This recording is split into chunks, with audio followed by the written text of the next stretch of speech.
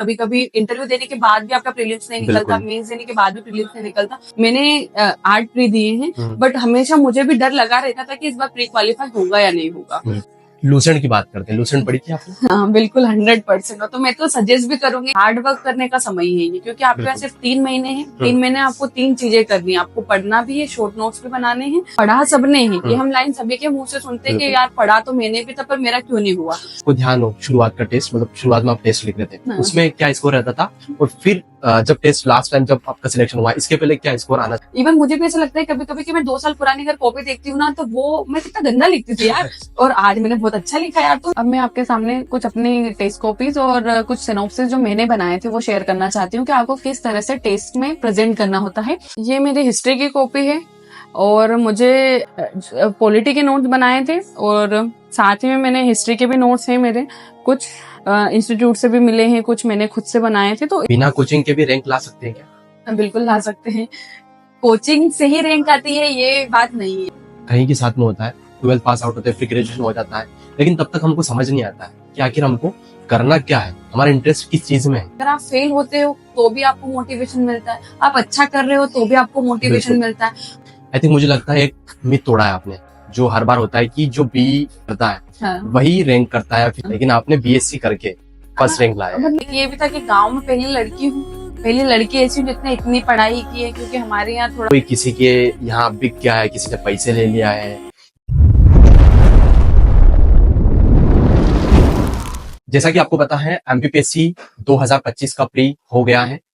उम्मीद है आप सभी लोगों का काफी अच्छा प्री रहा होगा। जो अच्छा नहीं कर पाए इस वाले प्री में, उनके लिए एक बेस्ट स्ट्रेटजी, बेस्ट प्लान हम करने वाले हैं। आप सभी लोग एमपीपीएससी 2022 में फर्स्ट रैंक जिनका आया है, उनको भली बात आप जानते होंगे। उनके बारे में मैं शुरुआत करने से पहले आपको बताना चाहूंगा, उन्होंने लगातार 8 प्रीलिम्स, 7 मेंस, 5 इंटरव्यू ये लगातार दिए हैं, और फाइनली 5वें इंटरव्यू में यानी कि एमपीपीएससी 2022 में डेप्यूटी कलेक्टर के पद पे, वो भी हिंदी मीडियम, और फर्स्ट रैंक के साथ में उनका सिलेक्शन हुआ है। आपको सबको ये मिथ होगा कि लगातार जो भी अभी तक सिलेक्शन हुए हैं, उनमें कई सारे जो टॉपर रहते हैं, चाहे कि कोई टेक्निकल फील्ड से रहते हैं, बी करे हुए रहते हैं, लेकिन आज जो आपके सामने है बीएससी करके फाइनली फर्स्ट रैंक, वो भी अपने आप में एक बड़ी बात होती है। लगातार 5 इंटरव्यू देना, 7 मेंस देना। चलिए हम शुरुआत करते हैं बिना देरी के। बहुत बहुत स्वागत है डिप्टी कलेक्टर साहब। Thank you Arjun. पहले तो मैं सबसे पहले धन्यवाद देना चाहती हूँ कि आपने इतना अच्छा प्लेटफॉर्म मुझे प्रोवाइड किया है कि मैं अपनी स्ट्रेटेजी, अपने लाइफ के जो एक्सपीरियंस है वो सबके साथ शेयर करूँ। इसके लिए आपका बहुत बहुत धन्यवाद। मेरा नाम दीपिका पाटीदार है। मैं देवास जिले के एक छोटे से गांव से बिलोंग करती हूँ, उसका नाम है जामगोद। जामगोद से बिलोंग करती हूँ। मेरी जो प्रारंभिक जो स्टडी है वो तो 10th तक की जो है गवर्नमेंट स्कूल से हुई है। उसके बाद हमारे समाज का, पाटीदार समाज का राव रंगवासा में एक संस्थान है, वहां से मैंने 11th-12th की स्टडी की थी। उसके बाद मैंने ग्रेजुएशन होलकर साइंस कॉलेज से बीएससी कंप्यूटर साइंस में किया है। इसके बाद अभी लास्ट में 2024 में मेरा एमए कंप्लीट हुआ है हिस्ट्री से, मैंने आर्ट्स एंड कॉमर्स कॉलेज से कंप्लीट किया है। तो ये मेरी पढ़ाई की जो चीजें हैं मैंने इतनी कर रखी है। उसके बाद से मैं ग्रेजुएशन का जो लास्ट ईयर था 2015, उसके टाइम पे मैंने निर्धारित किया था कि मुझे सिविल सर्विसेज में जाना है, और मैंने 2016 से इसकी तैयारी की। पहले मैंने यूपीएससी के लिए भी किया है 1 साल, लेकिन मैं पीएससी के लिए 2017 से डेडिकेशन के साथ पढ़ रही हूँ, और 2017 से जो मेरी जर्नी शुरू होती है वो आज 2025 में समाप्त होती है। वो भी बट ये है, इस बात की खुशी है कि प्रथम रैंक के साथ जो समाप्ति हुई है, वो सारी चीजों का, इतने साल का जो सफर था वो अच्छे से मेरे मतलब मुझे फुलफिल कर रही है। तो यही मेरी जर्नी थी। अच्छा, जैसा कि मैंने शुरुआत में मेंशन किया था, आपने लगातार 8 प्रीलिम्स, 7 मेंस और 5 इंटरव्यू दिए जी। इतना लंबे समय तक पेशेंस बनाए रखना, क्योंकि लगातार इतने इंटरव्यू दिए फिर भी आपका सिलेक्शन नहीं हो पा रहा था। फाइनली जाके 5th इंटरव्यू में आपका सिलेक्शन हुआ। ये थोड़ा सा मतलब एक मतलब शॉकिंग टाइप का भी है कि आप बार बार इंटरव्यू दे रहे हो, उसके बाद भी आप मतलब आपका सिलेक्शन इवन छोटी पोस्ट पे भी नहीं हो रहा, ना वेटिंग लिस्ट में था। तो वो सीट से गिरना और फिर उठना एक टिपिकल तो टास्क था मेरे लिए, बट वही था कि वो जब आप एक लक्ष्य निर्धारित कर लेते हैं तो निसंदेह आपको उठने में, गिर के उठने में उतना समय नहीं लगता जितना सामान्य एक व्यक्ति जो ये अपनी चीज में कंफ्यूज है अपनी लाइफ में कि मुझे क्या करना और क्या नहीं करना उसको लगता है।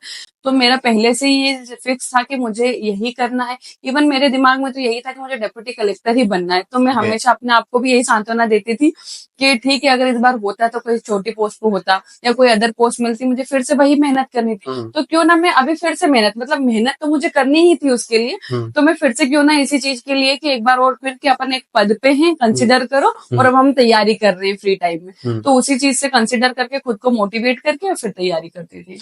अच्छा, तो आपको यूपीएससी किया था स्टार्ट आपने, फिर एमपीपीएससी में स्विच किया आपने, तो यूपीएससी क्यों छोड़ दिया आपने फिर? मतलब छोड़ा तो नहीं, एक्चुअली क्या था कि यूपीएससी के लिए आपको जो माहौल है सभी को पता है कि दिल्ली में ही मिलता है, वहां से आप जितने अच्छे से करते हो, ऐसा नहीं है हम घर से नहीं कर सकते या ऑनलाइन प्लेटफॉर्म से नहीं कर सकते, अब हम सारी चीजों से कर सकते हैं। लेकिन जब मैंने शुरुआत की थी, हमारे लिए यही था कि यूपीएससी के लिए आपको दिल्ली का जो एटमोस्फेयर है वो जरूरी है। मैंने घर से परमिशन ली थी उसके लिए, तो मुझे 1 साल की ही परमिशन मिली थी कि आप सिलेबस के लिए जा सकते हैं, हम आपको वहीं पे कंटिन्यूटी के लिए नहीं भेज सकते।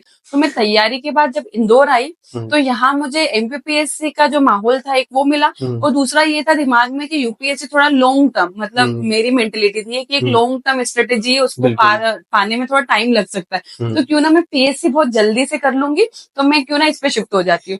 मैं इस मेंटेलिटी से पीएससी पे शिफ्ट हुई थी, लेकिन हालांकि मेरा वो भी बहुत लंबा सफर हो गया कि पीएससी को मतलब पार करने में भी मुझे लगभग 7-8 साल लग गए।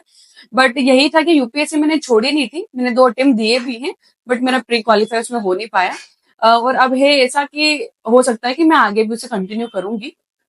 तो वो चीज है कि मैं एकदम स्विच नहीं की हूँ, बस वो सरकमस्टांसेस जैसे बने थे उसके आधार पर मैंने पीएससी की तैयारी की थी। बोलते हैं ना कि इतने टाइम तक अगर आपको किसी ने रोका है, मतलब किस लक बोल सकते हैं, लेकिन अगर रोका है आपको तो कुछ अच्छे के लिए रोका है, मतलब जो होता है वो अच्छे के लिए होता है। तो आपको फाइनली फर्स्ट रैंक मिल ही गया। फिर जैसा कि अभी प्रीलिम्स हो गया है, 2 दिन, आई थिंक 2 या 3 दिन पहले ही हो गया है, होप सभी लोगों का अच्छा कर रहा होगा, लेकिन किसी का इस बार अच्छा नहीं कर पाया है। तो अभी उसी प्लान के बारे में हम बात करेंगे सीक्वेंस वाइज। कुछ चीजें प्री के बारे में हम बात करेंगे, ज्यादातर हम मेंस की अप्रोच के बारे में बात करेंगे, क्योंकि अभी प्री तो हो चुका है, अब प्री होगा वो नेक्स्ट ईयर होने वाला है, लगभग 1 साल बाद होगा। अब मेंस होने वाला, तो हम डिटेल में थोड़ा सा मेंस के बारे में ज्यादातर बात करेंगे। तो अब प्रीलिम्स से स्टार्ट करते हुए मेंस पे बता दीजिएगा फिर। ठीक है, पहले तो मैं सभी लोगों को कॉन्ग्रेचुलेशन कहना चाहती हूँ जिनका इस बार प्री निकल रहा है, और उनको ऑल द बेस्ट बोलूंगी कि वो मेंस के लिए अच्छे से तैयारी करें। लेकिन उन लोगों के लिए जिनका किसी कारण से मार्क्स कम आ रहे हैं, तो मैं सबसे पहले तो उनको यही कहूंगी कि आप होप नहीं खोइए, क्योंकि सबके साथ ये सिचुएशन बनती है कि आपका कभी कभी इंटरव्यू देने के बाद भी आपका प्रीलिम्स नहीं निकलता, मेंस देने के बाद भी प्रीलिम्स नहीं निकलता। तो इसका मतलब ये नहीं है, आपको सेल्फ डाउट नहीं करना है कि मुझे नहीं आता या मेरी स्ट्रेटेजी गलत है। आपने ऑब्वियसली इसके पहले प्री निकाला है या नहीं निकाला है, तो आप जो पढ़ रहे हैं आपका डायरेक्शन सही है। हमारे साथ दिक्कत क्या होती है, सबसे ज्यादा मैंने ऑब्जर्व किया है प्रीलिम्स में आप सिली मिस्टेक सबसे ज्यादा करते हो। आपका कट ऑफ डिसाइड आप खुद ही करते हो कि आपने जो आता था उसको कितना गलत किया और कितना सही किया है। यदि आता हुआ आप सही करते हैं तब तो आपका प्रीलिम्स कोई नहीं रोक सकता। लेकिन ह्यूमन टेंडेंसी है, हम कभी भी ऐसा नहीं हो सकता कि हमें आता हुआ और गलत ना करें, क्योंकि एग्जाम का प्रेशर ही इतना ज्यादा होता है। मैंने 8 प्री दिए हैं, बट हमेशा मुझे भी डर लगा रहता था कि इस बार प्री क्वालिफाई होगा या नहीं होगा। मेरे साथ ये था कि प्रीलिम्स सारे मेरे क्वालिफाई हुए हैं, अभी तक मेरा प्रीलिम्स नहीं रुका।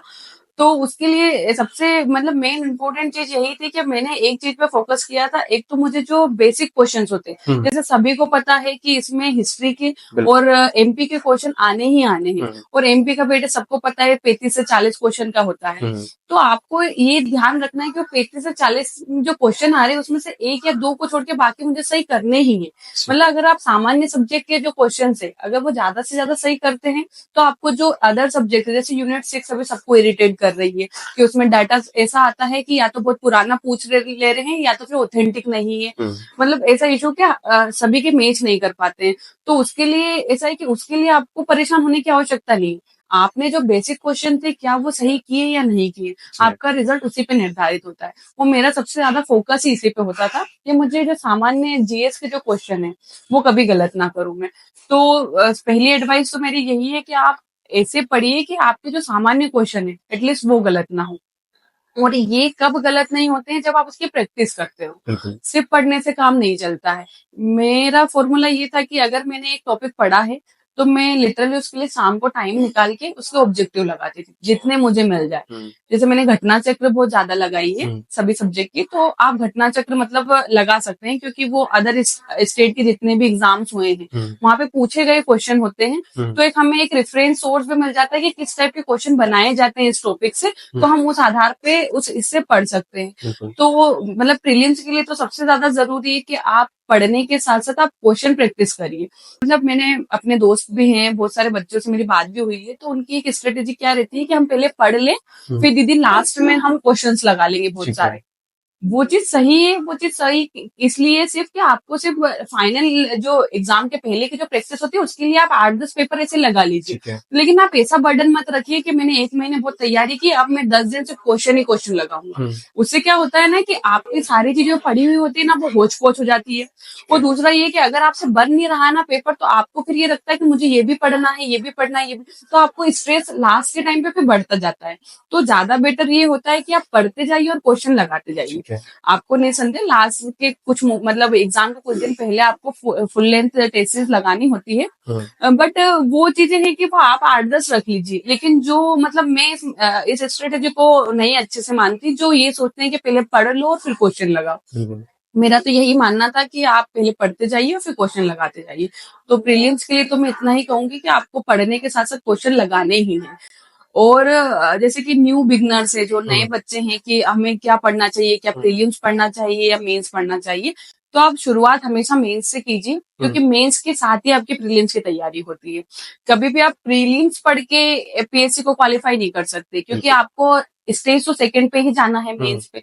इसलिए आप सबसे पहले प्रीलिम्स की तैयारी को छोड़ के मेंस की तैयारी कीजिए। जैसे आपके पास 1 साल है, तो लगभग आप 6 से 7 महीने मेंस को पढ़िए, और जैसे प्रीलिम्स आने वाला है उसके 2-3 महीने पहले आप प्रीलिम्स से शिफ्ट हो सकते हैं। तो आप मेंस की तैयारी सबसे पहले कीजिए। अच्छा, सोर्सेस को लेकर थोड़ा सा बात करूंगा मैं। सोर्सेस में जैसे प्री में मल्टीपल सोर्सेस होते हैं। मान लीजिए एमपी की बुक है, किसी एक अलग पब्लिकेशन की है या फिर किसी एक अलग कोचिंग की है, तो कंफ्यूजन रहता है। तो आपने एक ही यूनिट के लिए मल्टीपल सोर्सेज यूज किए थे या फिर एक ही सोर्सेज से पढ़े थे एक यूनिट के लिए आपने?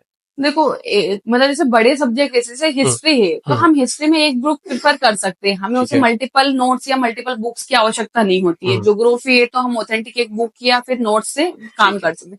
लेकिन जैसे एमपी जैसा सब्जेक्ट है, एमपी में एक्चुअली क्या है ना कि ऑथेंटिक कोई सी भी बुक अभी तो मुझे नहीं लगी कि 100% इसने बोला हो कि इसी से सारी चीजें आ गई है। तो एमपी जैसे सब्जेक्ट के लिए आपको एटलीस्ट 2 इंस्टीट्यूट के नोट्स या फिर एक बुक और नोट्स तो आपको प्रेफर करना पड़ता है, ताकि आप जितने भी फैक्ट हैं वो आप स्किप ना कर पाए। जैसे मेरा ये था कि मैं एक बुक मैंने अपनी मतलब नोट्स अपने कर लिए थे कि ये तो मुझे पढ़ना ही है, लेकिन अदर नोट्स को मैं पढ़ती थी। और अगर वो जैसे टॉपिक लिया आपने कि मुझे महान क्रांतिकारी पढ़ने मध्य प्रदेश के जनजाति क्रांतिकारी, मैं क्रांतिकारी की बुक उठा के वो वाला टॉपिक उठा के अदर से देखती थी कि इसी व्यक्तित्व के मतलब बारे में क्या इस बुक में कुछ अलग है। वो अलग जो पोर्शन था मैं वही मेंशन कर लेती थी। मतलब कंपाइल मैंने एक ही बुक में कर लिया था, ताकि मुझे बार बार सारी बुक्स को उठा के नहीं पढ़ना पड़े। तो आपको रेफरेंस के तौर पे एक आध नोट्स की आवश्यकता तो पड़ती है। लूसेंट की बात करते हैं, लूसेंट पढ़ी थी आपने? हाँ बिल्कुल 100%। तो मैं तो सजेस्ट भी करूंगी कि एक बार आप लूसेंट को रीड करके ही जाइए, क्योंकि क्या होता है ना, जो बेसिक हमारा हिस्ट्री, ज्योग्राफी, पॉलिटी और साइंस जो है उसके क्वेश्चन लगभग आप देखिए कि 80% आपको लूसेंट में मिल जाते हैं। तो आपको लूसेंट को ऐसा नहीं कि सिर्फ लूसेंट ही पढ़ना है, लेकिन आप फाइनल एग्जाम देने से जाने से पहले एक बार लूसेंट को रीड करके जाइए। मैं इवन प्री में नहीं, मैंने मेंस के लिए भी लूसेंट को पढ़ा है, क्योंकि आप देखना कि 2 मार्कर या 3 मार्कर जो क्वेश्चन बनते हैं वो बहुत ज्यादा फैक्चुअल हो गए हैं, और फैक्चुअल वो लूसेंट से ही कहीं ना कहीं उनकी लाइन ऐसी कैसे उड़ के आ जाती है। तो मैं तो सजेस्ट करूंगी कि एक बार एटलीस्ट आपको लूसेंट पढ़ना कब पढ़ना चाहिए लूसेंट? मतलब किस टाइम पे पढ़ना चाहिए आपको? पहले अपना जो सिलेबस है पीएससी का वो पढ़ लेना चाहिए उसके बाद, या पहले लूसेंट पढ़ना चाहिए?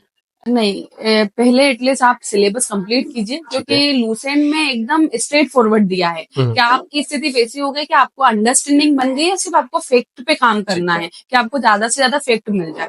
तो मैं सजेस्ट करूंगी कि पहले आप उस सब्जेक्ट को समझिए, उसके बाद अगर आपको फैक्ट के रूप में रिवाइज करने के लिए कोई चीज बुक चाहिए तो आप लूसेंट प्रेफर करें। अच्छा, लूसेंट का तो मैंने ये भी देखा है, जैसे कि एमपीपीएससी की तैयारी ना भी कर रहे हो, व्यापम की कर रहे हो, किसी भी चीज की कर रहे हो, तो उसमें भी आप काम आई जाती हाँ, हो, कहीं ना कहीं जीएस जरूरी के नहीं कि लिए आपके लिए जीएस के लिए हाँ, आराम से आप मतलब हर किसी को उसको पढ़ना ही चाहिए पढ़ना उसको। चाहिए। मतलब हाँ, एटलीस्ट एमपीपीएससी के स्टूडेंट जो हैं हम्म और मतलब जो कॉम्पिटिटिव की एमपी में तैयारी कर रहे हैं, हम्म। वो लूसेंट को एक बार पढ़ सकते हैं। अच्छा, लगभग कितने एमसीक्यू वगैरह लगाए होंगे आपने, टेस्ट सीरीज वगैरह बोला जाए तो प्री के लिए? अगर प्री की एमसीक्यूज की बात करूँ तो अनगिनत है मेरे, क्योंकि मैं ओके। बता रही हूँ ना कि मेरा रेगुलर बेस पे मैं लगाती थी।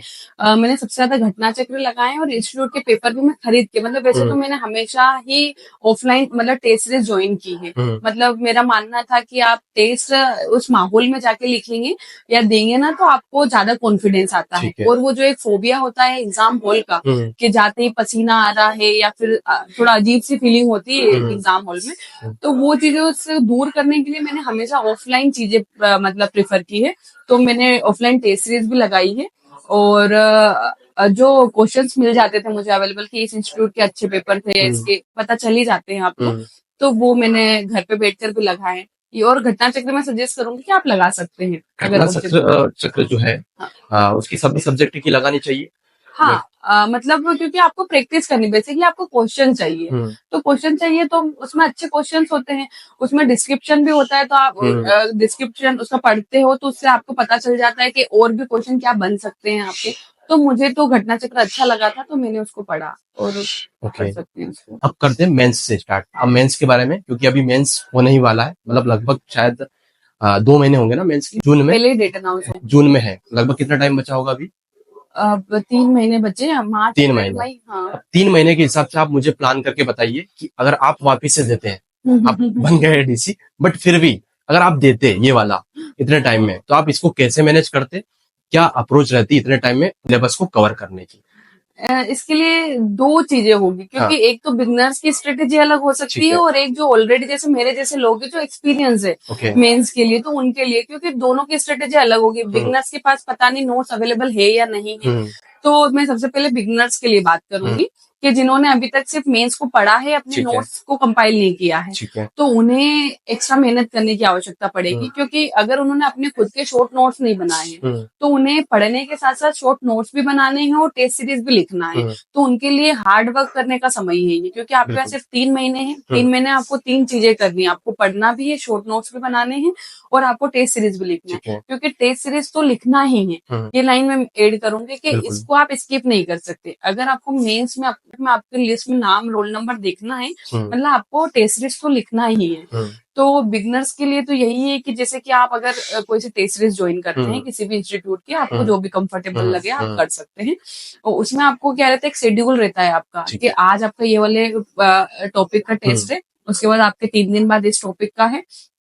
तो आपको मतलब बिगनर्स को तो मैं यही सजेस्ट करूंगी कि आप टॉपिक वाइज टेस्ट सीरीज लगाएंगे तो आपके लिए ज्यादा कंफर्टेबल है, क्योंकि आप वो टॉपिक पढ़ेंगे और साथ साथ ही आपको पढ़ने के साथ आपके शॉर्ट नोट्स भी बनाने, यदि आपने नहीं बनाए हैं तो अगर आपने शॉर्ट नोट्स नहीं बनाए तो आप टॉपिक को पढ़िए, आपके शॉर्ट नोट्स बनाइए और शॉर्ट नोट्स को रिवाइज करके आप टेस्ट लिखिए।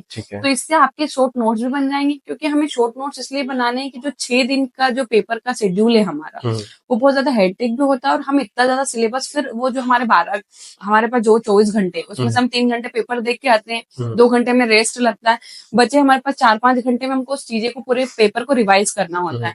और इवन हर पेपर में 2 सब्जेक्ट होते हैं, तो उसको इतनी जल्दी कम टाइम में आपको कैसे कवर करना है, आपको शॉर्ट नोट्स ही एक फॉर्मूला है, एक फंडा है जिसके माध्यम से आप ये चीज कर सकते हैं। तो आपको बनाना है और आपको टेस्ट लिखना है। तो बिगनर्स को तो शॉर्ट नोट्स बनाने के लिए थोड़ा हार्ड वर्क करना होता है। दूसरे टाइप के ये लोग होते हैं जैसे हमारे जैसे लोग, हमारे पास ऑलरेडी शॉर्ट नोट्स बने हुए हैं, हमको सिर्फ रिवाइज करना है और टेस्ट लिखना है। अब हमारे इंप्रूवमेंट के लिए सबसे ज्यादा जरूरी ये होता है कि आपको ज्यादा से ज्यादा टेस्ट लिखना है, क्योंकि आप जितना लिखते हैं ना, आपकी मेंटलिटी मतलब आपका सोचने का तरीका भी बढ़ता है और आप उस आंसर को कितना अच्छा बना सकते हैं।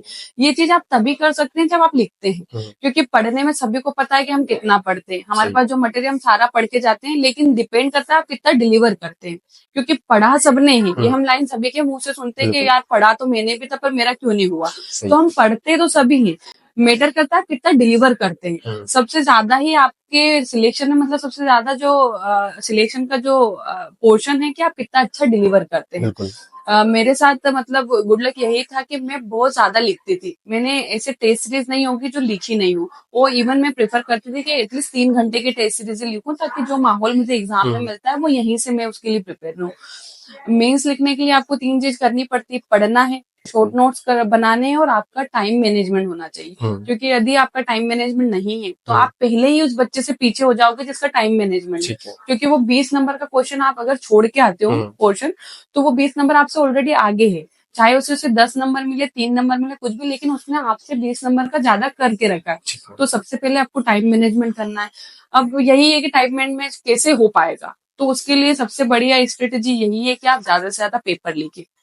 आप घर पे भी रहकर प्रैक्टिस कर सकते हैं। मैंने की है, क्योंकि मेरा जब मैं 18 और 19 का मेंस लिखी हूँ, उस टाइम में फॉर्मेट अलग था। 300 वर्ड्स के क्वेश्चन लिखने पड़ते थे, 100 वर्ड्स के क्वेश्चन। उस टाइम टाइम मैनेज का सबसे ज्यादा इशू था। अब भी है नो डाउट, लेकिन अब शब्द की सीमा जो है वो कम हो गई है, तो हमें उतना ज्यादा हार्ड वर्क नहीं करना पड़ता। लेकिन उस टाइम शब्द सीमा ज्यादा थी, तो हमें रिटर्न प्रैक्टिस करनी थी। तो मैं रेगुलरली, मैंने लगभग 1 साल तक कहूंगी मैं, कि मैंने 1.5 घंटे रोज रेगुलर प्रैक्टिस की है। तो आपको प्रैक्टिस करने के लिए आपके पास पुराने क्वेश्चन अवेलेबल है, कोचिंग इंस्टीट्यूट के पेपर अवेलेबल है। तो आपको अगर टाइम मैनेजमेंट के इशू आता है कि मेरा टाइम कवर नहीं हो पा रहा है, मेरे पेपर छूट जा रहे हैं, तो उसको एटलीस्ट आप 2 महीने 3 महीने रेगुलरली लिखिए। 1.5 घंटा आप निकाल सकते हैं, क्योंकि आप इतना सारा पढ़ रहे हैं और आप पढ़ रहे हैं और उसको लिख नहीं पा रहे, तो उसका भी कोई सेंस नहीं निकलता। इसलिए आप रेगुलरली प्रैक्टिस कर सकते हैं।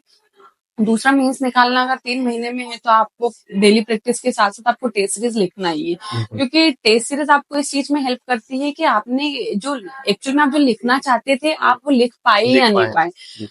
कोचिंग इंस्टीट्यूट के रिव्यू मिलते हैं आपको, क्योंकि वो भी एक्सपीरियंस लोग रहते हैं, तो आपको बताते हैं कि आपने क्या किया क्या किया। दूसरा, आपकी हेड राइटिंग में भी इम्प्रूवमेंट होता है, क्योंकि मैंने अपनी कॉपियां 2018 से आज तक देखी है।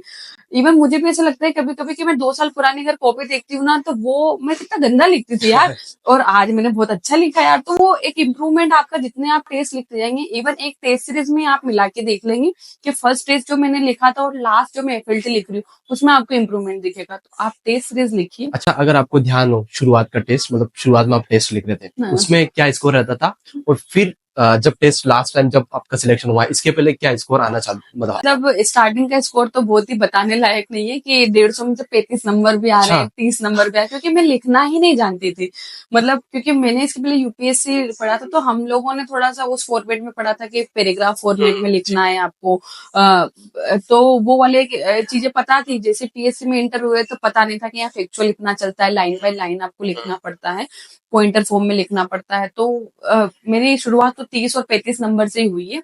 लास्ट में मैंने 150 में से 100 110 नंबर तक भी अब तो पाने लग गई थी मैं, क्योंकि इतना सारा लगातार मेरे को मेंस का भी एक्सपीरियंस हो गया था। और मेरे साथ एक प्लस पॉइंट यही कहूंगी कि हेड राइटिंग जिसकी अच्छी है, नो डाउट उसको थोड़ा सा उसकी कॉपी सुंदर दिखती है। तो अगर मैंने कंटेंट बहुत अच्छा नहीं भी लिखा होगा, तो मेरी राइटिंग की सुंदरता या जो फॉर्मेट होता है, उससे भी आपको 1 नंबर इम्प्रूव मतलब हो जाता था। तो एक ये है कि हेड राइटिंग भी आप कोशिश करिए, क्योंकि हेड राइटिंग बहुत कम समय में सुधर नहीं सकती। मतलब आप चाहो कि मैं अपनी हेड राइटिंग बहुत सुंदर बना लूं, वैसा नहीं होता। लेकिन एटलीस्ट आपको ऐसे चीजों में लिखना है, इतनी सुंदरता आपको दिखानी है कि जो सामने वाला पढ़ रहा है उसे समझ में आ जाए। तो हेड राइटिंग इतनी मैटर करती है कि उसको अंडरस्टैंडिंग हो एटलीस्ट, कि जो पढ़ रहा है वो समझ आ रहा है। आपकी कमांड जो है सारे पेपर पे इक्वली थी, या फिर कुछ ऐसे सब्जेक्ट जिन पे आपको पढ़ने में मजा नहीं आता था, मतलब एक बोरियत फील होती है कि यार ये सब्जेक्ट जो है टफ लगता है यार, इसमें थोड़ा सा स्कोर कम आ रहा है, या फिर इसमें मजा नहीं आता मुझे पढ़ने में? देखो सच कहूँ तो कोई भी पीएससी का स्टूडेंट ये नहीं कह पाएगा कि मेरे सारे सब्जेक्ट स्ट्रॉन्ग थे। मेरा ये था कि मेरा थर्ड पेपर, मैं साइंस बैकग्राउंड से हूँ नो डाउट, लेकिन फिर भी मेरा थर्ड पेपर ही वीक था। क्योंकि जैसे 18 और 19 का फॉर्मेट मैंने वैसे दिया था कि जैसे अब वापस नए पैटर्न पे जो आया इकोनॉमिक्स और साइंस था, तो तब तक एक सुकून था कि आधा पेपर अपने कंट्रोल में है, क्योंकि मेरा इकोनॉमिक्स ठीक है, तो इकोनॉमिक्स में कर लेती थी। और जो बचा पोर्शन साइंस का था, वो मेरा थोड़ा ऐसा था कि ठीक है, थोड़ा हिला भी, क्योंकि मेरा हिस्ट्री ज्योग्राफी और जो पॉलिटी सब्जेक्ट है काफी अच्छा है। मतलब मेरे पॉलिटी में मार्क्स भी हमेशा से अच्छे आते हैं। हिस्ट्री भी मेरा, मैंने एमए भी उसी में किया, नेट क्वालिफाई किया है, तो मैंने हिस्ट्री डीप में पढ़ी है। तो हिस्ट्री मुझे मतलब अच्छा सब्जेक्ट लगता है और स्कोर भी अच्छा करती हूँ। तो ये सब्जेक्ट मेरे फेवर में थे, तो मैं कहीं ना कहीं उनको कंपाइल करने की कोशिश करती थी कि अगर 3 पेपर में मुझे 2 पेपर में अच्छे नंबर आ गए, तो मैं थर्ड पेपर में अगर थोड़ा ऊपर नीचे होता भी है, तो मैं उससे उसको कंसिडर कर सकती हूँ। तो मेरा थर्ड पेपर तो वीक था। फिर 20 के बाद से जो पैटर्न चेंज हुआ, उसके बाद तो पूरा थर्ड पेपर साइंस पे शिफ्ट हो गया था। तो कहीं ना कहीं मुझे लगता भी है कि 20-21 में मेरा मेंस में उतना स्कोर नहीं होने का कारण एक थर्ड पेपर हो भी सकता है, क्योंकि इतना ज्यादा उसको समझ नहीं पा रहे थे। और थर्ड पेपर का ऐसा है कि मैं तो समझती भी थी, मैंने इवन क्लासेस भी ली है उसके लिए अलग से अच्छा। फिर बाद में, बट फिर भी मैं ना स्किप कर जाती थी। मतलब वो साइंस की टर्मिनोलॉजी या तो इतनी टफ पड़ती है मुझे, तो उतना ज्यादा मैं पढ़ नहीं पाती थी। लेकिन हाँ, हालांकि सिलेक्शन मेरा 22 का उसी पैटर्न पे हुआ है।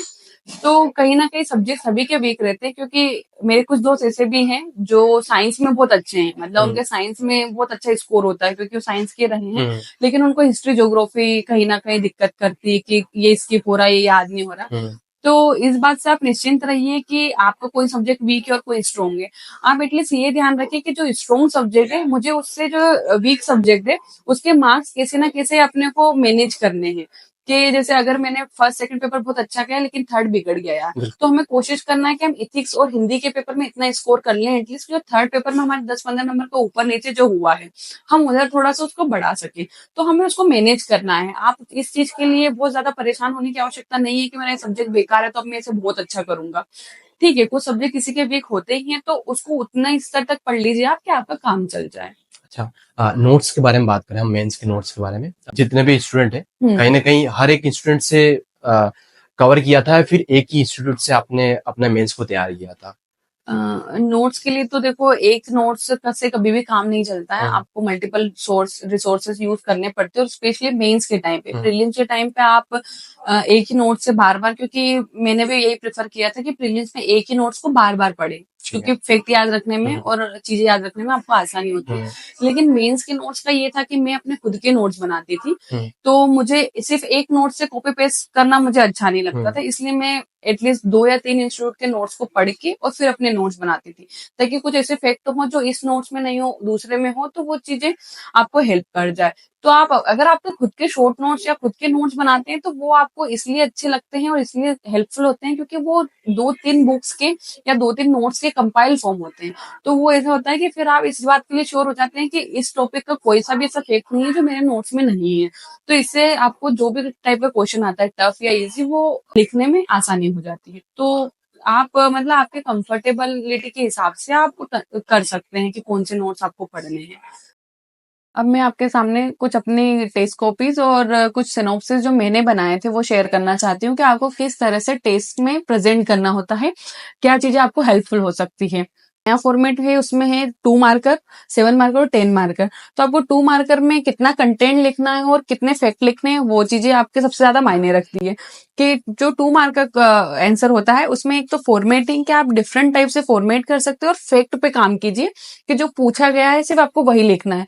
मेरी कॉपी चूंकि 3 मार्कर के पैटर्न पे है, लेकिन आपको 2 मार्कर में 2 लाइन लिखनी है और उसमें ज्यादा से ज्यादा फैक्ट, जैसे उन्होंने पूछा है मुंडेर परियोजना तो कब प्रारंभ हुई थी और किससे रिलेटेड है, ये 2 चीजें हम लिख के उसे बाइंड अप कर सकते हैं। इसी प्रकार से जैसे जो जो फैक्ट पूछे गए हैं, जैसे कि इन्होंने पूछे कि राज्य में अधिकतम वन क्षेत्र वाले 3 जिले, तो आपको सिर्फ 3 जिलों के नाम लिखने हैं, आपके मार्क्स उसमें कवर हो जाएंगे।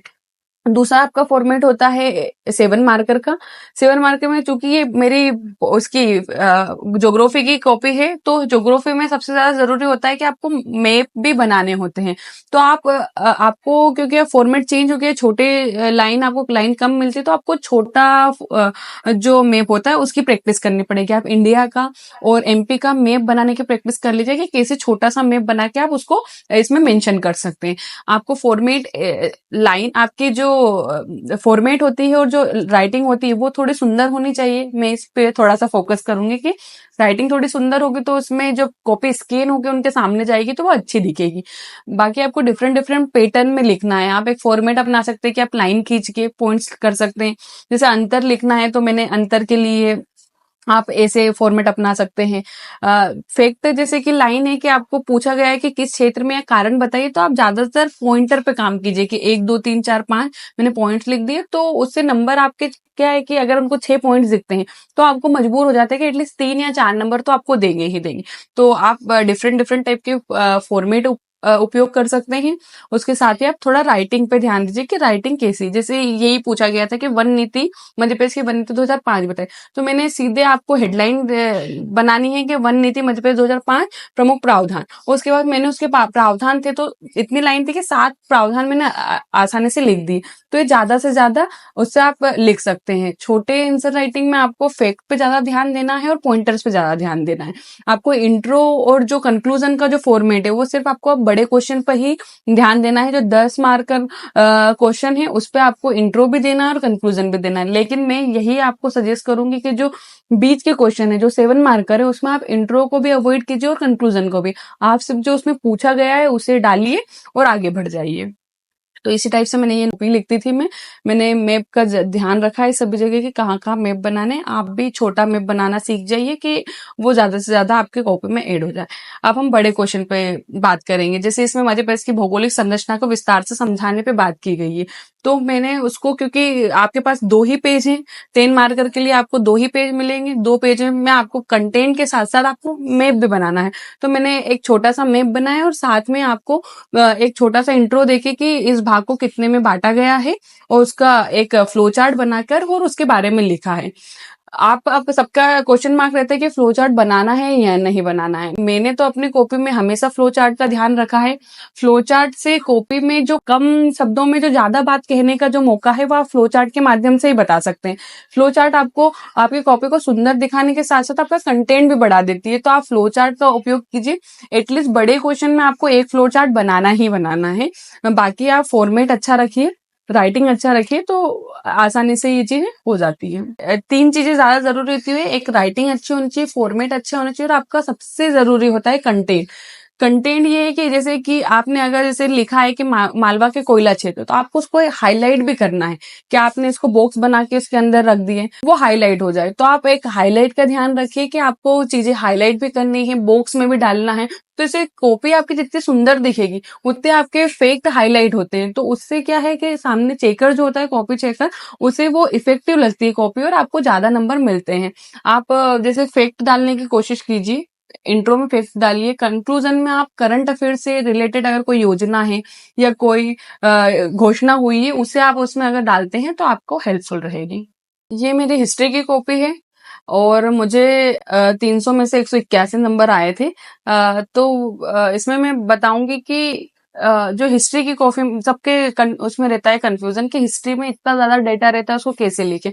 तो इसमें भी यही है कि आपसे जो पूछा गया है आपको उसके 3 फैक्ट लिखने हैं। कि जैसे पहला ही इसमें क्वेश्चन है कि रत्नीन क्या है। तो रत्नीन आपको पता है कि मौर्यकालीन अधिकारी थे। तो वो अधिकारी थे, उनका क्या कार्य था, वो कौन से क्षेत्र से वो बिलोंग करते थे। बस आपको 3 फैक्ट लिख के आपको रुक जाना है, आपको जो पूछा गया है उसी पे काम करना है। दूसरी चीज मैं बताना चाहूंगी कि ऐसा नहीं है कि आपसे सारे क्वेश्चन ही बने, आपको बहुत बार क्वेश्चन छोड़ने भी पड़ते हैं क्योंकि वो नहीं बनते। तो मैं तो यही सजेस्ट करूंगी कि एटलीस्ट जो 2 मार्कर है उसमें आपको अगर फैक्चुअल चीजें नहीं आती है तो आप तुक्का लगाने का प्रयास नहीं करें। जो आता है उसे आप बहुत अच्छे से प्रेजेंट कीजिए। तो आपको ये है कि जो लिखा है उसमें आपको 100% मार्क्स मिलेंगे और जो आपको नहीं आता है तो 2 मार्कर में तो आप स्किप कर दीजिए। लेकिन हाँ, 7 मार्कर है और 10 मार्कर है, उसमें मैं सजेस्ट करूंगी कि एटलीस्ट आप कहीं से भी जोड़ तोड़ के उस आंसर को लिखने का प्रयास कीजिए। हिस्ट्री में भी मेरा यही फॉर्मेट था कि आप एरो के माध्यम से, पॉइंट के माध्यम से, डॉट्स के माध्यम से आपके डिफरेंट डिफरेंट जो फॉर्मेट है वो बना सकते हैं। ये मेरे 7 मार्कर्स हैं। जैसे हम इसमें अगर हमारे फॉर्मेट देखें तो लाइन के साथ साथ जैसे मैंने यहाँ पे कुछ डिफरेंट किया है कि आपको इसमें डिफरेंस बताना था आंग्ल प्राच्य विवाद क्या है।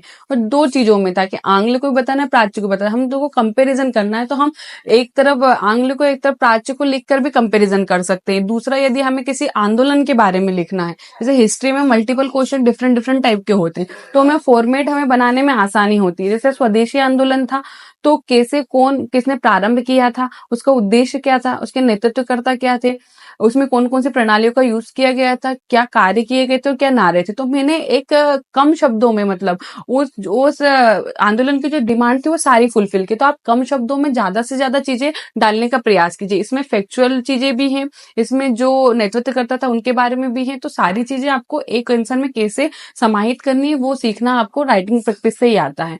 यदि हम अंतर की बात करें तो हमें अंतर जब भी लिखना है, अगर बड़े क्वेश्चन में या छोटे में, तो आप उसका जो आधार होता है, भिन्नता का आधार, वो जरूर मेंशन कीजिए, क्योंकि उसमें पढ़ने वालों को आसानी हो जाती है कि अगर ऋग्वेद काल या उत्तर वैदिक काल था तो उसका विस्तार कहाँ था, कैसा था, उसकी सामाजिक व्यवस्थाएं कैसी थी। तो अगर हम अंतर आधार से इसे लिखते हैं तो हमारा जो आंसर होता है वो इफेक्टिव होता है। इतना ही है। इसके साथ ही जैसे हिस्ट्री में है कि हम मैप डाल सकते हैं या नहीं डाल सकते, तो मैंने तो हिस्ट्री में भी मैप बनाए हैं कि जैसे मौर्यकालीन प्रशासन का विस्तार कहाँ तक था, तो आप उसके लिए भी मैप कंसिडर कर सकते हैं। कोई सा एक प्रशासन बताना है आपको, गुप्त काल बताना है या हर्षवर्धन का काल इरा बताना है, तो आप छोटा एक मैप बना के उसमें मेंशन कर सकते हैं कि इंडिया में इनकी लोकेशन कहाँ थी। तो वो भी एक आपको आपके मार्क्स को बढ़ाने में हेल्प करती है। साथ ही एक मैं थोड़ा शेयर करूंगी कि सिनॉप्स कैसे बनाते हैं, क्योंकि मैंने सबसे ज्यादा जोर इसी पे दिया था कि आपको सिनॉप्स तो बनाने ही हैं, क्योंकि जब तक आपके पास सिनॉप्स नहीं है आप बहुत अच्छे से मेंस के लिए प्रिपेयर नहीं होते हो। मैंने जो नोट्स बनाए थे थोड़े पुराने हैं तो थोड़े होच-पोच दिखेंगे आपको, लेकिन ये है कि आपको सबसे पहले तो सिनॉप्स बनाने से पहले सबसे ज्यादा जरूरी है आपके पास कंटेंट हो और आपके पास सिलेबस हो। सिलेबस सबसे जरूरी है। मैं फिर इस बात पे गौर करना चाहती हूँ कि सिलेबस की लाइन के अकॉर्डिंग ही आपको नोट्स भी बनाने हैं और उसी के अकॉर्डिंग आपको पढ़ना भी है।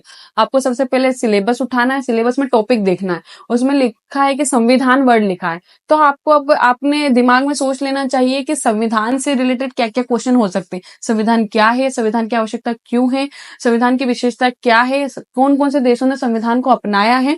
हमें इस चीज को सोचते हुए अपने नोट्स को बनाना है। जैसे मैंने बनाया था कि संविधान क्या है, उसकी एक छोटी सी डेफिनेशन, अगर किसी का रेफरेंस आप दे सकते हो, जैसे मैंने डीडी बसु के अनुसार दिया था कि संविधान क्या है, उसकी आवश्यकता क्यों है, संविधान का क्या महत्व है। तो इनको सिर्फ की पॉइंट्स में कि संविधान आवश्यक क्यों है, तो मैंने उसके की पॉइंट्स लिख लिए कि इन किन चीजों के लिए संविधान की आवश्यकता होती है। आपने महत्व देखा उसका, तो महत्व में कि क्या क्या उसका महत्व है, क्यों हमें संविधान की आवश्यकता है, क्या महत्व रखता है वो। चूंकि संविधान के निर्माण में कैबिनेट मिशन का महत्व था, तो मैंने उसके बारे में थोड़ा सा लिख लिया कि कौन सदस्य थे, कार्य थे। तो आपको कम शब्दों में उस चीजों को, सारी चीजों को एड ऑन करना है, तो आप इसी फॉर्मेट में लिखिए कि आप एक रेफरेंस, क्योंकि आप डेफिनेशन जहां लिखते हैं वहां रेफरेंस की आवश्यकता होती है कि किसके द्वारा दी गई। अगर आप ऐसा लिखते हैं तो आपकी जो परिभाषा है किसी भी चीज की, उसमें जान आ जाती है। तो आप एक परिभाषा लिख लीजिए कि भाई इनके द्वारा ये परिभाषा, उसका महत्व है, तो की पॉइंट में आप गोला बना के कर सकते हैं। जैसे मैंने बहुत छोटी छोटी चीजों में लिखा है कि समितियां क्या थी, संविधान सभा के कार्य क्या थे। थोड़ा सिलेबस मेरा पुराने के अकॉर्डिंग में मेरे नोट्स हैं, तो उसमें एक्स्ट्रा चीजें भी हैं। जैसे संविधान की विशेषता क्या, उसके लक्षण जो है, तो वो कम शब्दों में मैंने लिख लिया कि एकल नागरिकता। अब ये आपको डिटेल करने में दिक्कत आनी नहीं चाहिए, क्योंकि आप डिटेल जो करते हैं वो आपकी ऑलरेडी पढ़ी हुई है, तो आप उसको डिटेल तो कर सकते हैं। जिससे मैंने संविधान की विशेषताएं लिखी हैं, तो इसमें ये है कि मैंने की पॉइंट्स लिख लिए, एकल नागरिकता, प्रस्तावना, लोक संप्रभुता। तो इनको आप एक्सपांड तो कर सकते हैं क्योंकि आपने डिटेल में उसे पढ़ा है, तो आप की पॉइंट्स में इन्हें बना सकते हैं। मैंने अपने नोट्स ऐसे बनाए थे, बीच बीच में मुझे कुछ चीजें ऐड ऑन करनी थी, तो ये चीजें ऐड कर रखी इसमें। हाँ, जैसे मूल ढांचा एक इसमें था कि सबने देखा है कि आधारभूत संरचनाएं थी, तो उससे रिलेटेड जितने भी वाद आए मैंने उनको मेंशन कर लिया था कि अगर 3 मार्कर में पूछे, और 2022 में एक क्वेश्चन पूछा भी गया था इस टाइप का, तो वो क्या आपको हेल्प करते कि कौन कौन से वाद हैं। तो ये सारी चीजें आप साथ में, आपके सिनोस बनाने के बाद में उसमें चीजें ऐड करनी पड़ती है आपको, तो आप कर सकते हैं। जैसे मौलिक अधिकार, तो उनकी विशेषताएं हो गई, क्या आवश्यकता है उसकी, इसके कितने प्रकार है। अब चूंकि प्रकार हम सबको पहले से ही इतने रटे हुए होते हैं कि उनको बहुत ज्यादा डिटेल में लिखने की आवश्यकता नहीं, सिर्फ नाम भी मेंशन कर सकते तो हमारा काम चल जाता है। इसी प्रकार से मैंने पॉलिटी के नोट्स बनाए थे, और साथ ही में मैंने हिस्ट्री के भी नोट्स हैं मेरे, कुछ इंस्टीट्यूट से भी मिले हैं, कुछ मैंने खुद से बनाए थे। तो इसमें भी यही रहा है कि जैसे कि हम अगर वैदिक सभ्यता की बात करें, तो वैदिक सभ्यता में हर एक भाग से क्वेश्चन बन जाता है कि उसकी सामाजिक व्यवस्था क्या थी, आर्थिक व्यवस्था क्या थी, राजनीतिक। तो मैंने उनके की पॉइंट्स लिख रखे हैं। इसमें आपने कुछ चीजें हाईलाइट कर रखी है, हाँ, हाईलाइट करने का रीजन, हाईलाइट करने का रीजन यही है कि आपको ये मतलब उसमें आपको क्या पॉइंट लिखना ही है, मेंशन करना ही है, क्योंकि एक सामाजिक व्यवस्था किसी भी समाज की हमें दर्शानी है, तो उसमें ये आना ही है कि स्त्रियों की दशा कैसी थी, वहां की वर्ण व्यवस्था क्या थी, वहां का मनोरंजन के साधन क्या थे, तो आपको मेंशन करना है। तो मैं उन चीजों को हाईलाइट करके रखती थी जो मुझे लिखना ही है, शायद ताकि वो स्किप ना हो।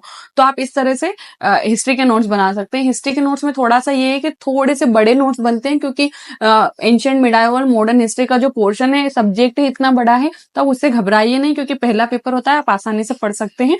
तो आप इस तरह से नोट्स बना सकते हैं कि सामाजिक व्यवस्था के बारे में लिख लिया, आपको और भी कुछ फैक्ट लगते हैं तो आप इसमें एक स्पेस छोड़ सकते हैं। क्योंकि मैंने ये गलती की थी कि मैंने अपने कॉपी में स्पेस थोड़ी कम छोड़ी, तो बाद में मुझे ऐड करने में थोड़ी मेरे चीजें थोड़ी सी अव्यवस्थित हुई। लेकिन आप अगर अभी बना रहे हैं नोट्स, तो आप थोड़ी स्पेस छोड़ छोड़ के बना लो, ताकि आपको बाद में ऐसा लगता है कि आज मैंने ये पढ़ा यार, और ये तो मैंने ऐड ही नहीं किया था, तो आप उस चीज को उसमें ऐड कर सकते हैं।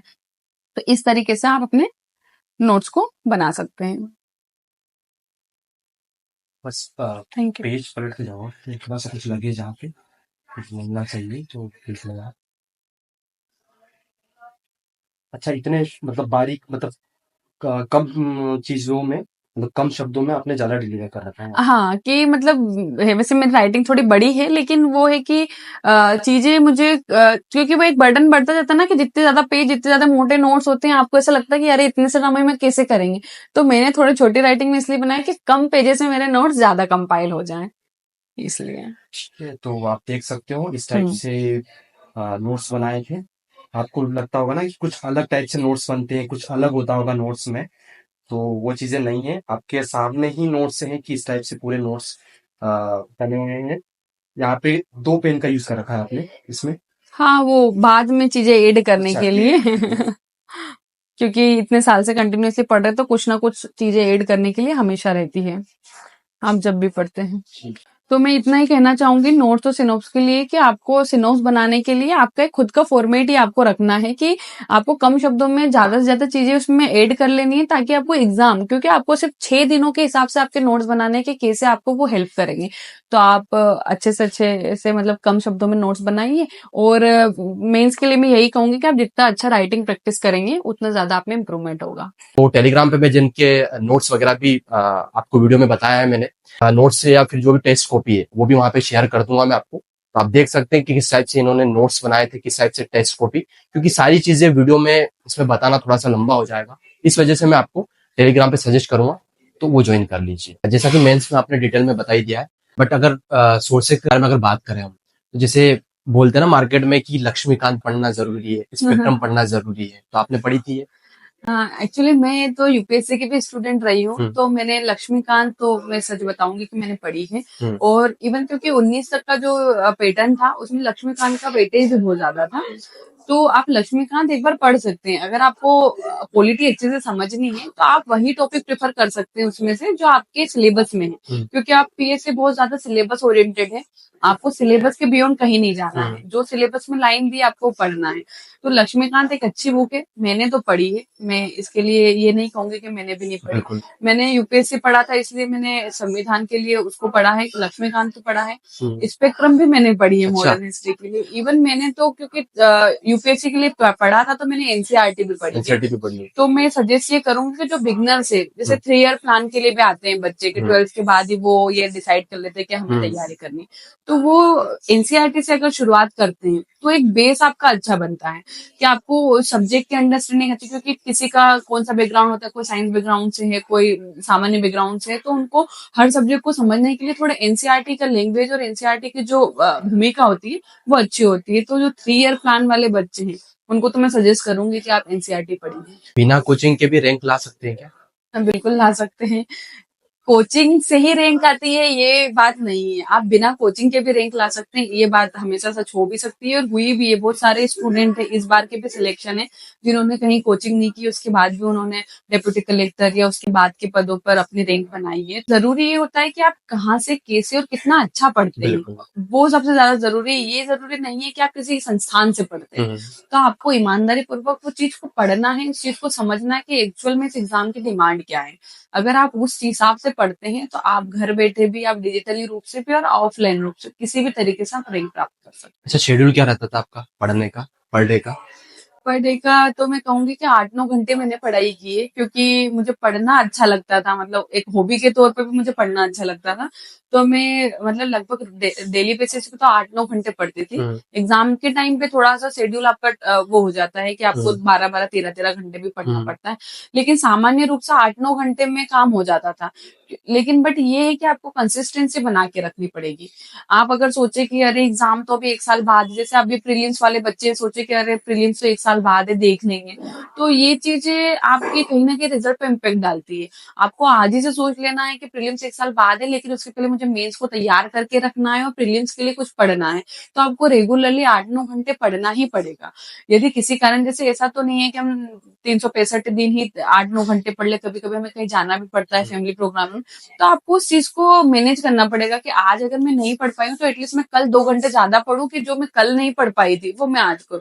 और मैं हमेशा ऐसा करती थी, अगर मैं किसी कारण से नहीं पढ़ पाती थी तो फिर मैं नेक्स्ट 2 दिन में 3 दिन में उस चीज को अपने को कि कवर करना है मुझे, तो मैं थोड़ा सा अपनी चीजों को घंटों को बढ़ा लेती थी। तो आपको पढ़ना है, कंटिन्यूअसली पढ़ना है, बस इस बात पे ध्यान रखना है, कंसिस्टेंसी आपकी बनी रहनी चाहिए। एक चीज जो अभी माहौल चलता है प्रिपरेशन में, चाहे एमपीपीएससी हो यूपीएससी हो, कि लाइब्रेरी ज्वाइन करना आपको जरूरी है। मतलब आप लाइब्रेरी ज्वाइन नहीं करोगे तो आपकी पढ़ाई अच्छी नहीं होगी। और एक और चीज कि माहौल, कैसा माहौल है वो डिपेंड करता है प्रिपरेशन में, कि आपका अच्छा माहौल होना चाहिए, पढ़ने का है, आसपास का माहौल अच्छा होना चाहिए, जब भी आप पढ़ सकते हो। ऐसा देखो ये तो पर्सन टू पर्सन भी वेरी करता है, लेकिन एक माहौल शब्द जो है ना वो कहीं ना कहीं आपको मतलब मोटिवेट करता है। जैसे मैं अपना एग्जांपल लूंगी, मेरे आसपास मेरे जितने दोस्त हैं सब पीएससी के स्टूडेंट थे, तो आपको कहीं ना कहीं पता उसमें अगर आप फेल होते हो तो भी आपको मोटिवेशन मिलता है, आप अच्छा कर रहे हो तो भी आपको मोटिवेशन मिलता है।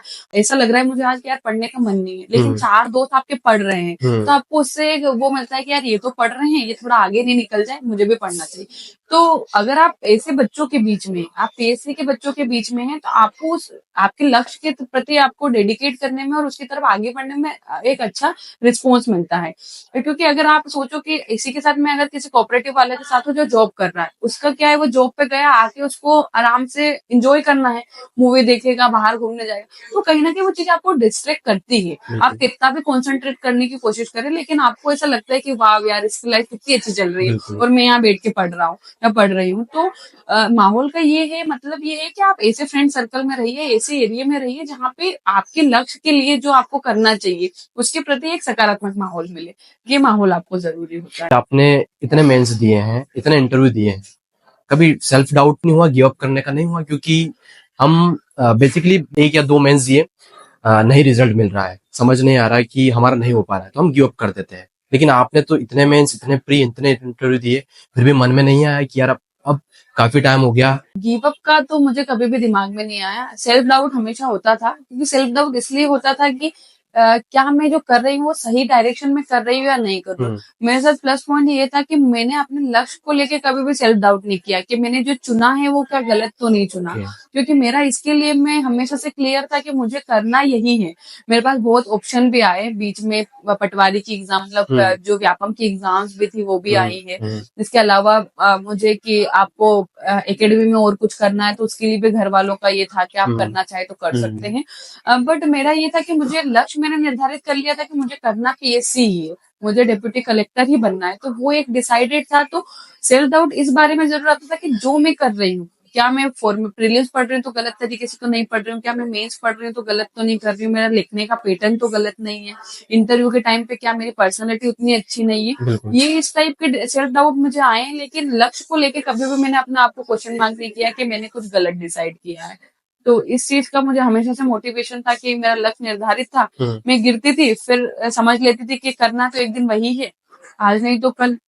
कहीं के साथ में होता है, हम ग्रेजुएशन कर लेते हैं, 12th पास आउट होते हैं, फिर ग्रेजुएशन हो जाता है, लेकिन तब तक हमको समझ नहीं आता है कि आखिर हमको करना क्या है, हमारा इंटरेस्ट किस चीज में है, किस डायरेक्शन में हमको किस पे फोकस करना है, किस चीज की तैयारी करना है हमको। तो ये कैसे चूज करना चाहिए और आपने कैसे किया था? ये तो यार ये है कि एक तो बच्चे का इंटरेस्ट आपको समझ, क्योंकि सबके साथ में दिक्कत होती है कहीं ना कहीं। मान लीजिए मुझे भी ग्रेजुएशन बाद समझ में आया कि यार अरे ये चीज करना चाहिए, हाँ। ये करना था चाहिए था, वो ये कर लिया मैंने, तो ये चीजें बाद में चीजें क्लियर होती है। तो वो वही है कि आपको आपके व्यक्तित्व मतलब एक तो पेरेंट्स का रोल होता है इसमें कि वो बचपन से ऑब्जर्व करे कि आपके बच्चे का दिमाग किधर है, वो क्या चाहता है, तो वो कुछ फोर्सफुली उससे नहीं कराएं पहली बात तो। दूसरा है कि जब आपकी अंडरस्टैंडिंग बन जाती है कि आपके इंटरेस्ट कहाँ है, तो एटलीस्ट आप खुद उस पर काम करिए कि मेरा इंटरेस्ट ऑफ एरिया ये है तो मैं काम करके देखूं कि कहाँ मैं अच्छा कर सकता हूँ। हमें भेड़ की चाल तो चलना नहीं है कि मेरे घर वाले ने या मेरे पड़ोस वाले ने किया तो हमें वो करना है। जैसे मुझे भी बहुत टाइम लगा, मुझे भी इस एग्जाम के बारे में ग्रेजुएशन के दौरान पता चला। मुझे बचपन से ये आइडिया नहीं था कि आपको ये सिविल सर्विसेज की तैयारी ऐसी होती है। हम बस कलेक्टर उनका नाम सुनते, लेकिन ये कोई आइडिया नहीं था कि एक तैयारी से आप कलेक्टर बनते हो। तो वही है कि समय लगा, तो उसका आपको हर जाना ये भुगतना पड़ता है कि आपको फिर सिलेक्शन में भी समय लगता है। अगर आप सही समय पे निर्धारित कर लेते हैं कि आपको क्या करना है, तो शायद आपको लक्ष्य को प्राप्त करने में समय कम लगता है। अच्छा, अब इंटरव्यू की हम बात करते हैं। लगातार आपने 5 दिए, फर्स्ट इंटरव्यू से लगा के 5वें तक इंटरव्यू तक का सारे का एक कैसा क्या एक्सपीरियंस रहा, पहले इंटरव्यू में क्या क्या गलतियां हुई थी आपसे, और लास्ट तक कैसे आपको उसमें इनहेंस किया। फर्स्ट इंटरव्यू 2018 का था मेरा। उसके बाद से मैंने 22 तक का जो था 5th इंटरव्यू था। तो 18 का इंटरव्यू तो मैं कहूंगी कि मैंने बहुत ही बुरा दिया था, क्योंकि पहला इंटरव्यू था। हालांकि उस टाइम हेजिटेशन कुछ नहीं था, क्योंकि एक वो था, एक ओवर कॉन्फिडेंस कह दे, एक्साइटमेंट कह दे, कि बहुत एक्साइटमेंट था कि भैया पहला इंटरव्यू कॉल है पहली बार में। तो उस एक्साइटमेंट में चली तो गई, लेकिन मैं बहुत अच्छा परफॉर्म नहीं कर पाई थी, क्योंकि थोड़ा सा मेरा नेचर इंट्रोवर्ट है, बहुत ज्यादा लोगों से इंटरेक्ट नहीं कर पाती हूँ। तो उसके कारण मैंने इंटरव्यू जो दिया वो थोड़ा होच-पोच कर दिया था कि मुझे बहुत बार सॉरी बोलना पड़ा था। उसका परिणाम भी मेरे मतलब नेगेटिव ही रहा, मुझे नंबर भी बहुत कम मिले थे उसमें। लेकिन जब फिर कोविड का ये समय आ गया था, फिर दूसरा इंटरव्यू 20 का पहले हुआ था। एक्चुअली एग्जाम का जो पैटर्न था उसके कारण 19 डिले हो गया था, तो 20 का इंटरव्यू अपना पहले हुआ था। 20 का वैसे मैं सही बताऊं तो इंटरव्यू के सारे एक्सपीरियंस मेरे अलग अलग ही रहे हैं। मतलब कभी भी ऐसा नहीं होता है कि आपने पहले जो इंटरव्यू दिया था वो कॉमन होता हो आपके सेकंड इंटरव्यू में। 20 का इंटरव्यू था, 20 का इंटरव्यू बहुत अच्छा गया था, लेकिन चूंकि नंबर तो बताए नहीं है, इसलिए अभी तक मैं ये कर नहीं पाई हूँ कि इंटरव्यू में अच्छे नंबर थे मेरे या मेंस में। तो वो बाकी 20 का इंटरव्यू हुआ, फिर 21 का इंटरव्यू हुआ मेरा। चीजें अगर इंटरव्यू के बारे में अगर आपने देखे कि किस चीज से हुआ, तो मेरा ज्यादातर जो क्वेश्चन थे, कंप्यूटर साइंस से हूँ मैं, तो कंप्यूटर साइंस के क्वेश्चन मेरे से पूछे गए। उसके बाद हॉबी मेरी जैसे फोक डांस थी, तो फोक डांस एक सब्जेक्ट वैसा है कि सभी को अच्छा लगता है कि कुछ पूछा जाए, तो मेरे फोक डांस से हुए। बाकी करंट अफेयर से क्वेश्चन होते थे। 22 का लास्ट इंटरव्यू जो था वो ज्यादातर करंट अफेयर से था, क्योंकि जब इलेक्शन चल रहे थे, अमेरिका के इलेक्शन, तो उससे क्वेश्चन से शुरुआत हुई थी और उसी से पूछा था। रायकवाड़ सर का बोर्ड था, तो सभी को पता है थोड़ा पॉलिटी पे ज्यादा फोकस होता है। दूसरा क्वेश्चन पॉलिटी से पूछा था। फिर नेट क्वालिफाई हूँ मैं हिस्ट्री से, तो एक मेंबर का पूरा फोकस मेरा हिस्ट्री पे था। उन्होंने सारे हिस्ट्री के क्वेश्चन किए कि कौन सा सम्राट बेस्ड है, मतलब हिस्ट्री में आपको कौन से अच्छे लगते हैं, क्यों अच्छे लगते हैं, इस टाइप का कौन सा इरा है आपको हिस्ट्री का जो सबसे अच्छा लगता है, तो उस टाइप के क्वेश्चन हुए थे। अच्छा, बोर्ड मेंबर अपने इतने इंटरव्यू दिए हैं, तो कभी रिपीट हुए आपको कि कभी चेयरमैन सर ने आपको पहचान लिया कि अरे आप तो पिछली बार भी आए थे, क्योंकि मैक्सिमम लोगों के साथ होता है ऐसा। हाँ, मतलब मेरे रिपीट ही थे, क्योंकि 2019 में भी मेरा चंद्रशेखर रायकवाड़ सर का ही बोर्ड था, और अभी 22 में भी सर का ही बोर्ड था, बट पहचाने नहीं थे। लेकिन जब उन्होंने मुझसे पूछा था, क्योंकि सर का एक फॉर्मेट है, वो पूछते हैं कि आपका नाम बताइए, इसके पहले इंटरव्यू दिए हैं, तो फिर मैंने बताया था कि सर इसके पहले 4 इंटरव्यू दे चुकी हूँ। बोले आप मेंबर्स के नाम बताइए, तो मैंने बताया था किस किस का बोर्ड रहा था। तो जब उनकी बारी आई कि सर 19 का आपका था, अच्छा मेरा हुआ था, मतलब उनका ऐसे एक्सप्रेशन था। मतलब वो फिर उनका ये हो गया था कि अच्छा मेरे में ये आ चुकी है, तो पहचाना तो नहीं था उन्होंने मुझे, क्योंकि मैं 19 के बाद फिर 20-21 टाइम हो गया था। तो लेकिन हाँ, ये था कि उनके में रिपीट बोर्ड था इस बार। ओके, इंटरव्यू की तैयारी आपने कैसे करी थी, और किसी को करना हो तो कैसे करना चाहिए इंटरव्यू की तैयारी। इंटरव्यू की तैयारी तो बेसिकली आपकी तैयारी के साथ ही शुरू हो जाती है, क्योंकि उसमें आपका व्यक्तित्व ही डिपेंड करता है पूरा का पूरा, क्योंकि नॉलेज तो आप ले ही रहे हैं। लेकिन यही है कि लास्ट मोमेंट पे आपके जब डेट अनाउंस हो जाती है, तो आपको क्या करना चाहिए। कुछ चीजें हैं जो मैंने की थी मेरे सेल्फ इम्प्रूवमेंट के लिए। मैंने यही किया था कि आप मॉक प्रैक्टिस कीजिए अगर आपको बोलने में थोड़ी दिक्कत है, क्योंकि मुझे लोगों को एक्सप्लेन करने में समस्या आती थी पहले। तो ये था कि आप मॉक प्रैक्टिस करिए। मैंने मिरर प्रैक्टिस भी की है, क्योंकि आई कांटेक्ट की जो समस्या होती है, या शब्दों का चुनाव जो होता है कि आपको थोड़ा प्रॉपरली करना पड़ता है, आप कुछ भी नहीं बोल सकते, तो उसके लिए जो आपकी मिरर प्रैक्टिस होती है वो हेल्प करती है। बाकी आपको करंट टॉपिक से जुड़े रहना रहता है कि आप न्यूज़पेपर पढ़िए, करंट चीजों से अपडेट रहिए। बाकी आपका जो डिटेल एप्लीकेशन फॉर्म है आप अच्छे से तैयार कीजिए, उस पे ही क्वेश्चन होते हैं। एक वो है कि बोलते हैं यार कुछ भी था, रेंडम हो गया। रेंडम होता है इंटरव्यू, नो डाउट, क्योंकि मेरा भी रेंडम ही था। सब्जेक्ट से कुछ ही क्वेश्चन होते हैं, लेकिन यही है कि आपके इर्द गिर्द जो चीजें चलती है उसी से इंटरव्यू चलता है। बहुत बिल्कुल। कम लोगों के साथ ऐसा होता है कि कुछ भी हो गया हो, बाकी लोगों के साथ अंडरस्टैंडिंग वाला इंटरव्यू ही होता है। तो यही है कि आप जो पढ़ के रखे हो एटलीस्ट कॉन्फिडेंस के साथ जाइए। आई थिंक मुझे लगता है एक मिथ तोड़ा है आपने, जो हर बार होता है कि जो बी करता है हाँ। वही रैंक करता है, हाँ। लेकिन आपने बीएससी करके फर्स्ट रैंक लाया है। मतलब मुझे इस बात से, मैं इसके लिए श्योर हूँ कि ये चीज कहीं पे भी मायने नहीं रखती है कि आपने ग्रेजुएशन आपने किससे किया था।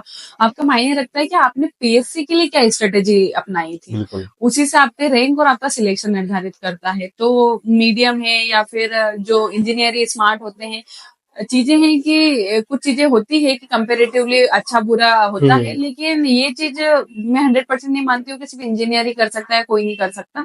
सारे ही वो लोग, उन लोगों ने भी रैंक प्राप्त की है, हम भी कर ही रहे हैं। तो आप कभी भी अपने आप पे सेल्फ डाउट इस बात के लिए नहीं करिए कि मैंने ग्रेजुएशन में क्या किया है, तो मायने नहीं रखता। हाँ, एक और चीज जो जैसे मार्केट में हमेशा की तरह चलती आई हो, लेकिन अब ज्यादा वो चलती है, जैसे कि हर जगह हर किसी का आप ही के फोटो 4-4 जगह 5-5 जगह लगे, लेकिन आपको क्लियर है कि किस वजह से लगे, हाँ। लेकिन जो ऑडियंस है सबको भ्रम रहता है कि कोई किसी के यहाँ बिक गया है, किसी ने पैसे ले लिया है, ये कहाँ से 4-4 जगह पढ़ा है, ये तो यहीं पे पढ़ा है, इसने तो कोचिंग ही नहीं की है यहाँ पे, फिर भी इसका फोटो लगा हुआ है। तो आप बताइए इसके बारे में। फोटो लगने के तो कुछ कारण ये होते हैं कि जैसे कि आपने कहीं मॉक प्रैक्टिस की है, क्योंकि हर बच्चे को हर बच्चे का नहीं पता है कि उसने टेस्ट सीरीज कहाँ कहाँ लिखी है, बिल्कुल। उसने मॉक कहाँ कहाँ दिए हैं, वो कौन से टीचर के कांटेक्ट में था। तो आप मतलब मुझे तो मेरा इतना ही है कि आप क्वेश्चन राइज करने से पहले एक बार देख लीजिए कि एक्चुअल में वो बच्चा उससे बैकग्राउंड से था या नहीं था। क्योंकि कभी कभी ऐसा होता है कि बच्चे जुड़े होते हैं, उसके बाद ही उनके फोटो वायरल होते हैं। कभी कभी ऐसा होता हो, मुझे इस बारे में आइडिया नहीं है कि इस टाइप का भी कुछ होता होगा, लेकिन यही है कि जहाँ सोर्सेस जो है ऑथेंटिक जो है वहीं पे फोटो लगाए जाते हैं। तो इतना ज्यादा उस चीज को मतलब करने की आवश्यकता नहीं है कि ऐसा हुआ होगा, फेक होगा, ये सारी चीजें। जो व्यक्ति जुड़ा होता है वहीं उसकी फोटो लगाई जाती है। ऐसा ये होता है कि अगर जैसे मेरा ये कि मैंने एक ही इंस्टीट्यूट से मैं जुड़ी रही हूँ, तो मैंने उसी इंस्टीट्यूट से सारी टेस्ट से सारी चीजें की है, लेकिन मैंने मॉक प्रैक्टिस अलग अलग जगह की थी। तो मॉक प्रैक्टिस वाले जितने इंस्टीट्यूट थे उन्होंने मेरा फोटो भी डाला है, वीडियो भी डाला है। तो वो चीजें है कि वो उस आधार पे डाल रहे हैं कि हमने मॉक। लेकिन हाँ ये है कि जो एक्सपीरियंट है, जो सिलेक्ट हुआ है, उसका ये क्लियर होना चाहिए कि आपने कहाँ से किया है। कि आप बिल्कुल। बच्चों को बस मिसगाइड नहीं किए कि इस इंस्टीट्यूट पे भी जाइए, इस पे भी। आपको जहाँ अच्छा लगता है, आपको जो इंस्टीट्यूट वाले टीचर से अच्छा लगता है समझना, आप वहां जाइए, वो बेस्ट होता है। बाकी कुछ इंस्टीट्यूट ऐसा मेंशन भी कर रहे हैं कि हमारे यहाँ से मॉक इंटरव्यू दिया फ्री है, बाकी कई जगह ऐसा ही होता है कि अब वो क्लियर नहीं लिखते, वो स्टूडेंट को ये लगता है जैसा कि आपने बोला कि इसने यहीं से पढ़ा होगा, इन्होंने यहीं से तैयारी की है, हाँ। इस वजह से इनका फोटो यहाँ पे लगा हुआ है। तो वो चीजें तो है कि अब वो इंस्टीट्यूट को भी समझने की आवश्यकता है कि आप एटलीस्ट जो आपका जो स्टूडेंट है एक्चुअल में है, तो आप बच्चों को उसके लिए मोटिवेट कीजिए। अदरवाइज आपको ऐसे किसी भी बच्चे पे क्लेम नहीं करना चाहिए कि हमारा ही बच्चा है। अब आपका प्लान क्या है वैसे, अब क्या गोल है आपका? अभी डीसी तो मिल गया आपको। हाँ, अभी तो इतना ही है कि ये मेरा अभी तक का सबसे बड़ा लक्ष्य था जो मुझे प्राप्त हो गया। अब वही है कि सर्विस में जाने के बाद जो अच्छा काम करने का मौका मिलेगा, समाज सेवा करने का ही मौका मिलेगा, ज्यादा से ज्यादा लोगों से जुड़ने का और उनकी सहायता करने का मौका मिलेगा, तो मैं उसे ही अच्छे से सर्व अच्छा, करना यूपीएससी चाहती हूँ। वगैरह का प्लान कोई? अब मैं पूरा खुले तौर पे इसलिए नहीं कहना चाहती हूँ क्योंकि मेरे माइंड में तो है उसके लिए करने का, लेकिन मैं इस अटेम्प्ट में अपियर नहीं हो रही हूँ। मैं नेक्स्ट के लिए उसको प्लान कर रही हूँ, तो है मेरे दिमाग में, बट अब देखते हैं जैसा भी आगे किसी क्या बनती है। एमपीपीएससी की प्रिपरेशन से आप लाइफ में क्या चेंजेस हुए? ये तो मतलब सबसे अच्छा मुझे लगता है कि सबसे बेस्ट एग्जाम है जो आपके व्यक्तित्व को बनाती है, क्योंकि ऐसी कोई सी एग्जाम नहीं है जो आपको इतने मल्टीपल सब्जेक्ट पढ़ने का मौका देती है, इतनी सारी चीजें सीखने का मौका देती है। एमपीपीएससी या सिविल सर्विसेज की तैयारी आपका एक व्यक्तित्व निखार देती है। जो आप एक व्यक्तित्व बन के आते हैं, जो आपका एक लोगों के प्रति जो भावना बनती है, वो सबसे बेस्ट होती है। कि आप भले सिलेक्ट हो या नहीं हो, लेकिन आपका जो दुनिया को देखने का, जो समाज को देखने का एक नजरिया जो बनता है, वो सबसे बेस्ट होता है। तो निसंदेह सिविल सर्विसेज की तैयारी जो है आपको एक बहुत अच्छा व्यक्तित्व बना देती है। अच्छा, आपके गांव में काफी लोग क्या पूरा गांव ही खुश होगा? हाँ हाँ, क्योंकि मैं पहली लड़की हूँ जिसने ये मुकाम हासिल किया है। अपने खास करके मालवा क्षेत्र से, और वो भी फर्स्ट रैंक के साथ में। ये भी था कि गांव में पहली लड़की हूँ, पहली लड़की ऐसी हूँ जिसने इतनी पढ़ाई की है, क्योंकि हमारे यहाँ थोड़ा सा शादी वाला कल्चर ज्यादा चलता है। तो इस बात की एक वो मैसेज गया है पूरे समाज में, पूरे गांव में, कि लड़कियों को पढ़ाते हैं तो निसंदेह वो पढ़ के कुछ अच्छा काम भी करती है, एक हमारा नाम रोशन करती है। तो बहुत अच्छा, मतलब बहुत अच्छा माहौल है गाँव में भी। इस प्रिपरेशन से क्या कुछ हो सकता है, क्या कुछ बदल सकता है? सबसे ज्यादा उन लोगों के लिए कहना चाहूंगी कि जो 1-2 अटेम्प्ट में ही अपना, मतलब जो एक अपना आप पर आत्मविश्वास जो है वो खो देते हैं, या वो डिसाइड कर लेते हैं कि मैं तो इस एग्जाम के लिए बना ही नहीं हूँ। उसके लिए मैं एक बेस्ट एग्जाम्पल इसलिए हूँ क्योंकि मैंने 4 इंटरव्यू के बाद, उस ऊंचाई से गिरने के बाद भी अपने प्रिपरेशन को कंटिन्यू रखा। तो इसका यही है कि आप अपने आप पे भरोसा रखिए, असफलता से सीखने का प्रयास कीजिए, निसंदेह आपको सफलता मिलेगी। तो आप अपने आप पे भरोसा रखिए, आत्मविश्वास को बनाए रखिए, आप सफल जरूर होंगे। थैंक यू सो मच, काफी अच्छा लगा मुझे आपसे बात करके। आपका कैसा क्या एक्सपीरियंस रहा और बहुत कुछ? अच्छा अर्जुन, मैं आपको बहुत बहुत धन्यवाद देना चाहती हूँ फिर से कि इतना अच्छा एक प्लेटफॉर्म मिला मुझे कि सारी चीजें शेयर कर पाई, मैं प्री मेंस के बारे में इतने अच्छे से बता पाई। आपको काफी अच्छा लगा होगा इस पॉडकास्ट से भी। कोशिश कर रहे हैं कि एक से एक बेहतर कंटेंट के साथ में, किस टाइप से स्ट्रेटजी के साथ में प्रॉपर प्लान करते हैं, कैसे क्या। इतने स्ट्रगल के बाद आपने देखा ही होगा कि इतने मेंस, इतने प्री, बार बार रिपीट कर रहा हूँ मैं चीज, क्योंकि करना भी जरूरी है, क्योंकि इतने टाइम के बाद फाइनली सिलेक्शन हुआ है, वो भी फर्स्ट रैंक के साथ में। बिना कोचिंग के भी आप ये चीजें घर बैठे आराम से कर सकते हैं, बट शर्तें हैं कि आपकी स्ट्रेटजी क्या है, आपका प्लान क्या है, आपका गोल क्या है, सारी चीजें आपको क्लियर होना चाहिए, जैसा कि आपने बताया। उम्मीद है आपको ये पसंद आएगा, और अभी तक आपने चैनल को सब्सक्राइब नहीं किया तो सब्सक्राइब कर दीजिए और वीडियो को लाइक कर दीजिए। और टेलीग्राम चैनल से नहीं जुड़े हैं तो टेलीग्राम पे मैं जिनके नोट्स वगैरह भी आपको वीडियो में बताया है मैंने, नोट्स से या फिर जो भी टेस्ट कॉपी है वो भी वहां पे शेयर कर दूंगा मैं आपको। तो आप देख सकते हैं कि किस टाइप से इन्होंने नोट्स बनाए थे, किस टाइप से टेस्ट कॉपी, क्योंकि सारी चीजें वीडियो में इसमें बताना थोड़ा सा लंबा हो जाएगा, इस वजह से मैं आपको टेलीग्राम पे सजेस्ट करूंगा, तो वो ज्वाइन कर लीजिए। उम्मीद है आपको अच्छा लगा होगा। Once again thank you so much आपको। Thank you.